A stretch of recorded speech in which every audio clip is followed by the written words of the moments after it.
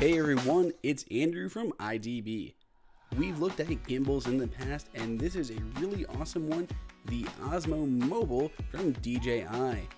DJI, you may be familiar, makes some really great drones, including the Phantom line and the brand new Mavic. And they're really great, but they did release two different gimbals, one with a camera attached to it, and the other with just a mount that you can affix your smartphone to. So that is the one we have now, so you can actually use this with your iPhone, and that includes all iPhones up to and including the iPhone 7 Plus. Inside the modern stylish packaging, you have the gimbal itself. One thing I immediately was a little bummed about was that it did not fold kind of all the way compact. It did have to kind of be open a little bit, which makes it a little bit hard to store. But when it comes to storage, they did seem to think about that, because it does come with a little pack that you can actually just throw the gimbal inside, which is great for travel.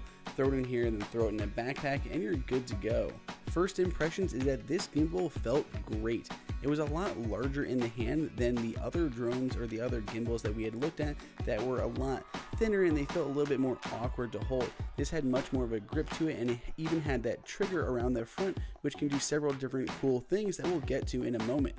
Controls on the front are very easy, and they're slightly angled up, and they work really well with your thumb, including both a shutter button and a video record button.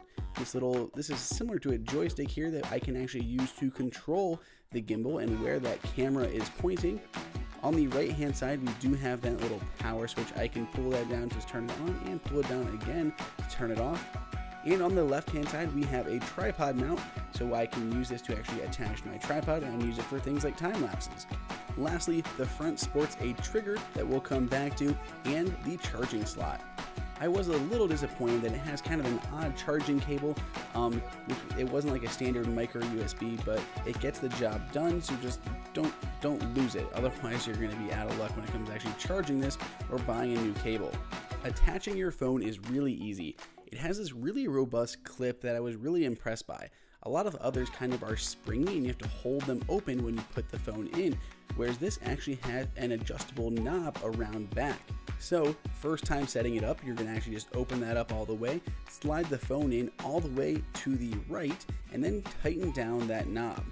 Now, other gimbals that we have looked at in the past actually required a counterweight. So if you had a large phone, you would need a counterweight to kind of adjust it. This one, all you have to do is simply balance it before first use. So I have my phone in here and it keeps tilting to the side. I'll just unscrew this little lock here, adjust how much this goes out so that the center of balance is right over the center of the gimbal. So basically, when you hold the bottom of the gimbal, it should actually be completely level with your phone. Again, other ones that we had looked at, a lot of common ones, your phone when it's off just kind of flops around and you have to kind of hold it in place until you turn the gimbal on. This is completely off and it stays right where it is. Now all I'm going to do is open my phone and open the DJI Go app. You don't have to use this app. You can use any other one, Facebook Live, YouTube Live, or any other video recording app, even the native one if you so choose, but there are some cool advantages of using the DJI app. We're going to swipe through until we find the device we'd like to connect, which is of course the Osmo Mobile. Going to select that, and using Bluetooth it will connect to the gimbal. Now I have all these kind of intuitive controls. So the app itself, I can switch in that top left corner to video or photo mode. I have all these different photo and video modes I can do, things like the motion time lapse inside of photo and some other neat ones that we have for video. On the right hand side, we can simply go view our library or go back to that home screen. A couple things that are really unique here that I like a lot is this tracking feature. So I just have a flower here on my table, but I can simply drag over that flower using that little yellow button, and now wherever that subject moves, the camera follows with it. Which is perfect. You're watching your kid play soccer, or you're following a plane in the sky, or whatever it is that you really are trying to do. Instead of manually trying to follow them with the gimbal itself, this will actually follow for you. It actually does a pretty good job. I even moved it around a little fast here, and it kept a really good tracking on that object. It did lose it a little bit when I went onto the yellow pillow, but it's like yellow on yellow. It's going to be hard to track, really things like that. Motion time lapse is another really great feature I like. So I can pick a start location, and then an ending location, and over whatever course I choose, it'll actually just take a bunch of photos and then stitch them together into a video time lapse. So I can choose the interval in which it takes photos and how long this time lapse should be. It's going to then go and take that first location, and then slowly over the course of your time lapse, whatever you set, so I just set 30 seconds here, it'll go ahead and pan across and shoot that entire time lapse. Here's a short one that I put together. It was just like a 10-minute little long clip here, and I just did a photo every like 30 seconds or so, and it came out pretty well. Now you can use that little joystick to actually control the camera itself. You don't have to turn it manually in your hand. It works really well. You can even change it in the settings to work upside down if you're more used to kind of airplane controls and you would like the joystick to be kind of inverse. You can do that. By default, it'll actually follow your hand. So if you let go of the trigger, it'll actually follow your hand, though you can change that. The trigger, you can double click and it'll actually jump the camera back to center. Triple clicking will turn it around to the front facing camera so you can follow yourself. Triple clicking again will swap the camera back the other direction. And one more time, I'll move the camera more drastically. Double click and it's just going to center that back up for you. So if the camera seems to be weirdly out to the side, just double tap right back to center.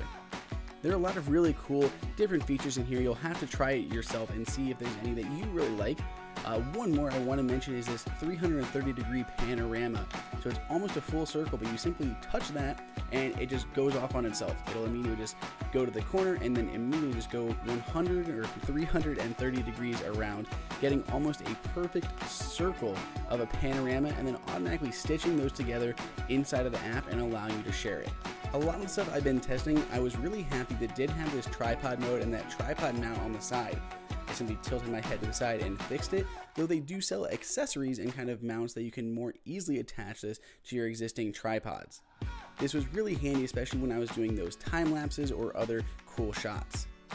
So again, when you move this, it'll basically just make your movement smooth. So as I'm moving around, it's looking up, down, left, right, and it just moves the camera ever so slightly and makes those look like fluid movements. However, if you hold onto the trigger, it'll actually lock it in place, and I can move my hand kind of around, left, right, within reason, but it'll keep that camera, the gimbal's aim, just locked in place completely. So you do have those two different modes you can choose from. Here is some test footage. Obviously, you should be able to tell which is which, but on the left-hand side, we do have it shot with the gimbal, and on the right-hand side, we are just kind of walking freehand. It's not anything too crazy, just a short little walk down a path here, but you can see there's a big difference, and it looks a lot more smooth. This is definitely a gimbal that I would recommend looking at if you are in the market. You can find it for less than $300 depending on the site that you shop at, and we've made it easy and put a link below in the description. If you have any questions, let us know down in the comments and I'll do my best to get back to you. Please go ahead and subscribe. Till next time, it's Andrew for IDB.